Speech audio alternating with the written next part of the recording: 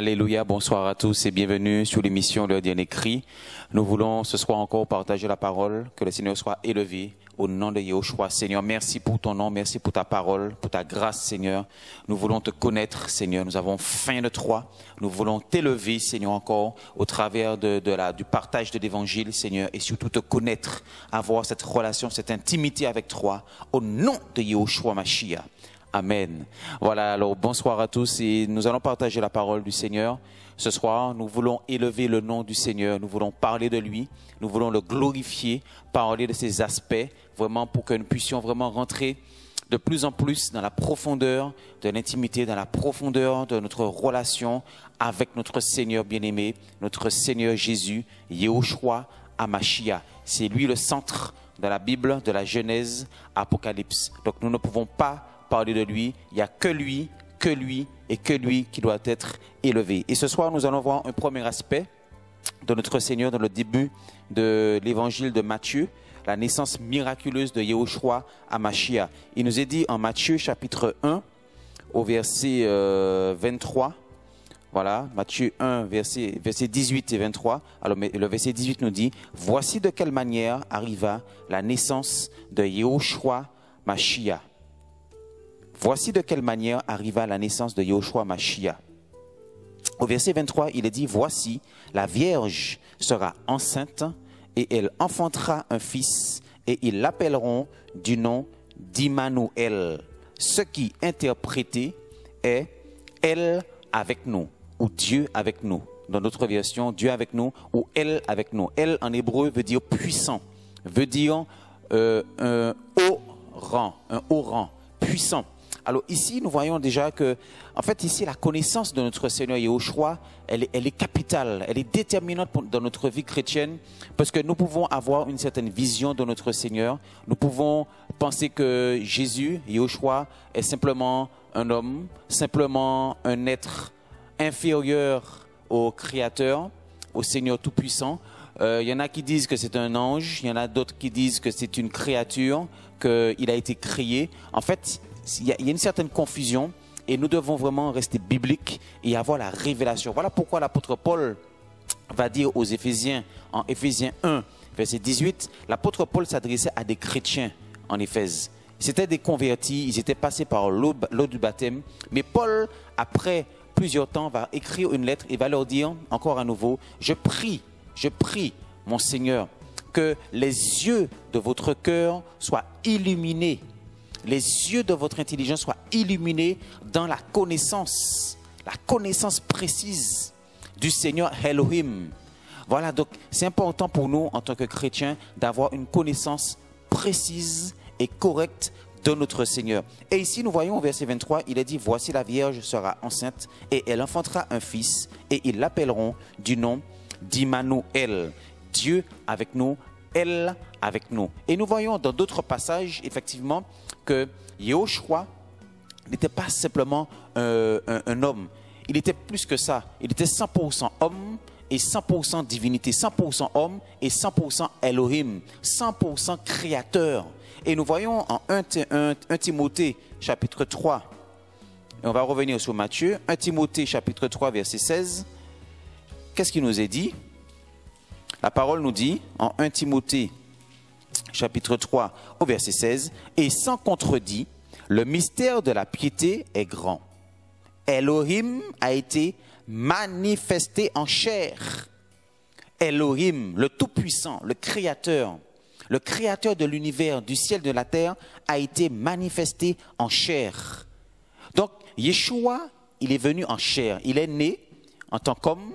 Voilà, il est en tant que bébé jusqu'au stade d'adulte. Donc, il est né en chair. Et nous voyons que la parole nous dit que Elohim a été manifesté en chair, incarné en chair. Donc, nous voyons que Yahushua est Dieu. Yahushua est Elohim. Elohim est Yahushua.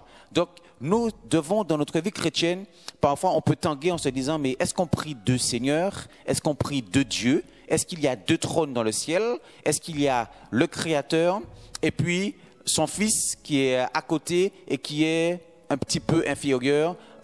Qui dois-je prier? Est-ce que je dois prier uniquement Dieu, le Seigneur Elohim, ou bien est-ce que je dois prier Yahushua au nom de Jésus parfois, il peut y avoir une certaine confusion et nous devons être équilibrés et connaître le Seigneur d'une manière précise et correcte. Nous voyons ici, Elohim a été manifesté en chair. Et 2 Corinthiens chapitre 5 au verset 19 nous montre encore la divinité de Yehoshua. Qui est Yehoshua?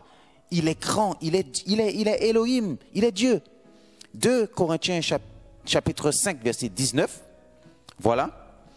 Car Elohim était en Mashiach. Alléluia.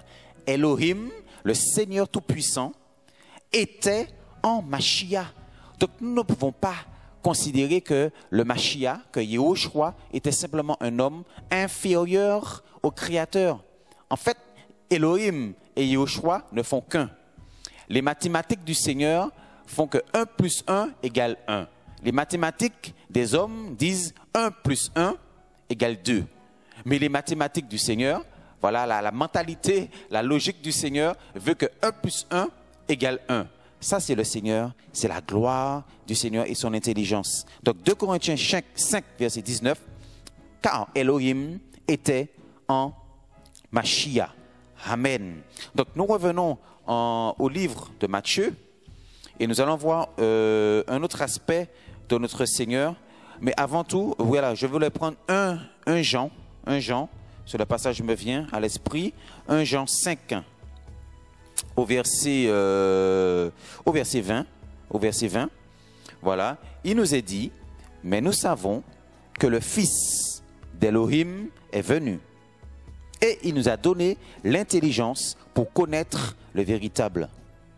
Et nous sommes dans le véritable, en son Fils, Yehoshua Mashiach. Vous voyez, ici, il nous a parlé de Yehoshua dans sa dimension de fils, dans sa dimension d'homme, dans sa dimension d'humanité parfaite, de fils parfait. Ok. Et au verset 20, nous le lisons, au verset 21, non, verset 20, la deuxième partie.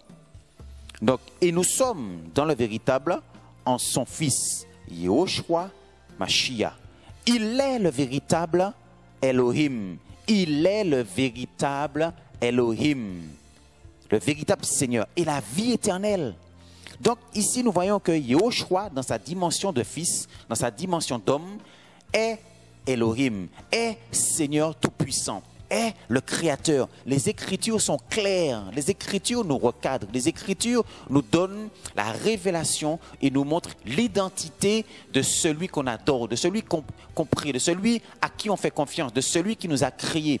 Voilà, de celui que nous chantons, Yehoshua. Il n'y a pas deux seigneurs dans le ciel, il y a un seul Seigneur, Elohim, et son nom c'est Yehoshua Mashiach. Voilà, 1 Jean 5 au verset 20, il est le véritable Elohim et la vie éternelle. Verset 21, mes petits enfants, gardez-vous des idoles. Voilà, l'apôtre Jean nous met en garde justement de nous faire des idoles. En fait, nous devons vraiment faire attention pour ne pas avoir cette mauvaise compréhension tordue ou déformée de notre Seigneur Yehoshua. Parfois, nous pouvons avoir une compréhension humaine et déformée du Seigneur et nous devons vraiment faire attention. Alors, nous allons voir un autre aspect. Nous revenons à l'évangile de Matthieu. Donc, nous avons dit que la parole nous montre que Yehoshua, son nom, c'est Dieu, c'est Elohim parmi nous. Elohim est avec nous. Voilà. Et Colossiens, vraiment, moi, je me laisse conduire. Voilà, Colossiens, chapitre 2, verset 9. Il est dit, car la divinité du Mashiach, Colossiens 2, chapitre 9, verset 9, nous parle de la divinité du Mashiach. Car en lui, en Yehoshua, habite corporellement, toute la plénitude de la divinité. Pas une partie, pas une infime partie, pas une petite partie, pas la moitié, pas une certaine dimension. En fait, il est dit toute la plénitude de la divinité. Car en Yehoshua habite corporellement toute la plénitude de la divinité. Voilà pourquoi l'apôtre Jean, sur l'île de Patmos, le Seigneur Tout-Puissant, le Seigneur, le Créateur, va lui donner la révélation sur l'île de Patmos. Et nous voyons que Apocalypse chapitre 4, l'apôtre Jean va voir le ciel ouvert. Il aura la révélation, la vision du Seigneur Yahushua dans sa gloire. Et le Seigneur va ouvrir le ciel, il va montrer à Jean ce qui se passe. Et que va voir Jean? Que va-t-il voir? Apocalypse chapitre 4, au verset 2. Immédiatement, j'apparus en esprit, et voici, un trône était dressé dans le ciel. Un trône était dressé dans le ciel. Et sur le trône, quelqu'un d'assis. Vous voyez, ici, il n'est pas dit qu'il y a deux trônes. Il y a un trône dressé dans le ciel et sur ce trône, quelqu'un d'assis. Donc nous voyons ici que les Écritures sont très claires. Nous ne pouvons pas croire ou imaginer qu'il y ait dans le ciel le Créateur et puis le Seigneur Yahushua qui est à côté de lui en tant que fils, qui est un peu inférieur à lui dans sa dimension d'homme ou d'agneau ou de fils de Dieu, fils d'Élohim seulement. En fait, non. Dans le ciel, il y a un trône, il y a un Seigneur, un Elohim, et son nom, c'est Yahushua. Parce que 2 Corinthiens chapitre 5, verset 19, nous dit que Elohim, le Seigneur, était en Mashiach. Donc le Mashiach marchait sur la terre dans la chair, mais il était 100% homme et 100% divinité, 100% Elohim. Voilà pourquoi les pharisiens l'ont rejeté, les scribes l'ont rejeté, les principaux prêtres dans le temple l'ont rejeté, n'ont pas compris quand Yahushua annonçait, mais le Père et moi, nous sommes un. Et ils ne comprenaient pas.